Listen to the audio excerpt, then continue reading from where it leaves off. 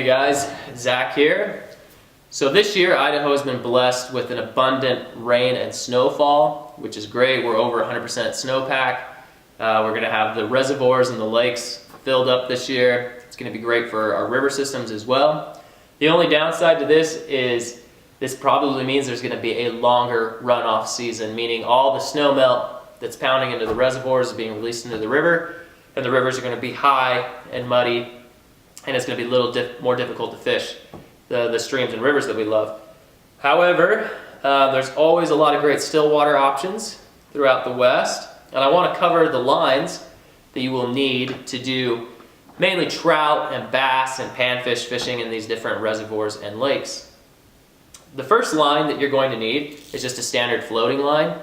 You probably already have one of these if you're fishing rivers and streams. Bring it along.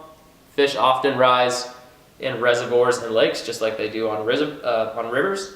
And also, when you're fishing bass, it's fun to have these so you can fish poppers and that sort of thing. The second line I would recommend is getting a full sink intermediate clear. These lines are designed to sink at about 1 to 2 inches per second.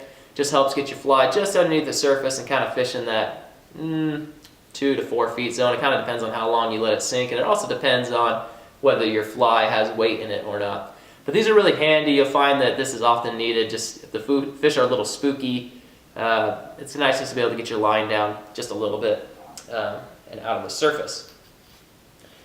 The second thing, the third line I would recommend is some kind of full sink type 3 line. Now if you haven't heard of the type system, basically all that means is this type 3 line sinks at approximately 3 inches per second. Now I would look at the sink rates, the sink rate graphs of the manufacturer. They're always going to be a little bit different, but usually if it's a type 3 line, it's probably going to sink somewhere between 3 and 4 inches per second.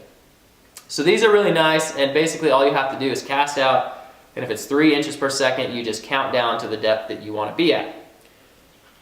This is great when the fish are a little bit deeper and you got to go down to them. If you have the budget to buy another line, another one I would recommend is just a type 5. This is just going to allow you to get even deeper for when the fish are holding very deep.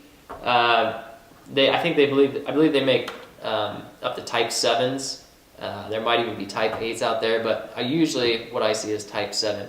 So basically, you just get online, you look at the manufacturer's guidelines, their sink depth charts, and you say, okay, I've got to get really deep in this particular lake or reservoir. What type of sink rate or what type of line should I get?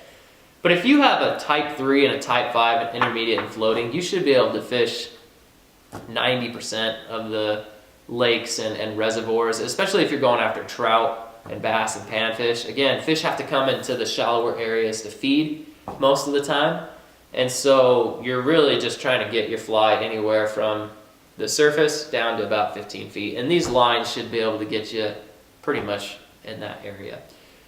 So if you guys have any questions, feel free to email me. I'm always happy to answer anything that comes to your mind, as long as it's related to fishing.